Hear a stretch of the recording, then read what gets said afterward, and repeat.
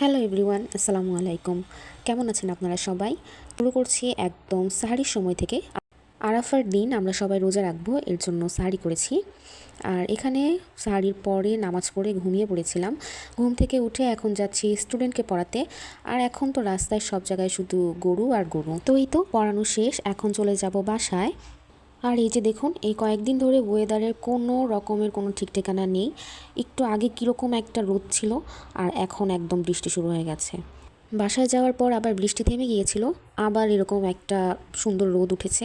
তো আমি আর আমার বোন বের হয়ে গেছি, আমাদের কিছু কাজ ছিল বাহিরে। তো রাস্তায় যাওয়ার সময় এখানে তালের এই শ্বাসগুলোকে দেখলাম, আমরা তো শ্বাসই বলি। এখন এটা আমরা নিয়ে যাচ্ছি বাসায়। মামা আমাকে কেটে দেখাচ্ছিলেন যে কোনটা দিবেন। আর ঈদের জন্য এখানে আমাদের কিছু স্ন্যাক্স আইটেম কেনার ছিল, সেটা কিনে নিচ্ছি। আর এখন অলরেডি বাসায় চলে এসেছি, এসে একটু ফ্রেশ হয়ে নিয়েছি। এখন এখানে আমি এই ম্যাটটাকে একটু ঝাড়ু দিয়ে নিচ্ছি। ঝাড়ু দেওয়া থাকলে একটু পরিষ্কার থাকে, ভালো লাগে আর কি দেখতে। তারপর গোসল করে নিয়েছি, এখানে অলরেডি নামাজটাও পড়ে নিয়েছি। এখন জায়নামাজটা একদম ঠিক জায়গায় রেখে দিব। দেন এখানে চলে এসেছি ইফতার বানাতে। অনেক দিন পর আবার এরকম একটা রোজা রোজা ভাইব আসছে, খুব ভালো লাগছে। আজকে ইফতারে বানাবো হচ্ছে শর্মা। এর জন্য অলরেডি আমি ময়দাটাকে আগেই ইস্ট দিয়ে একদম মেখে রেখে দিয়েছি, আর চিকেনটাকেও ম্যারিনেট করে রেখেছিলাম।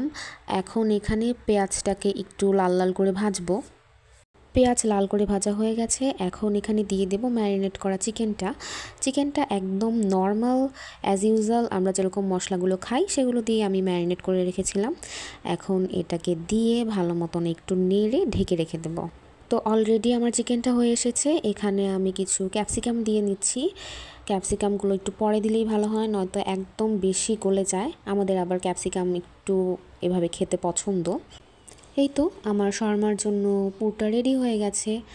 আর এই তো এখানে যে ইস্ট দিয়ে ময়দা মেখে রেখেছিলাম সেটা একদম ফুলে গেছে।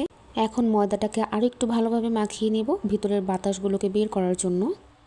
এখন এগুলোকে গোল গোল করে নেব আর রুটি তৈরি করে নেব। দেন এইটাকে চুলায় ভাজতে যাব।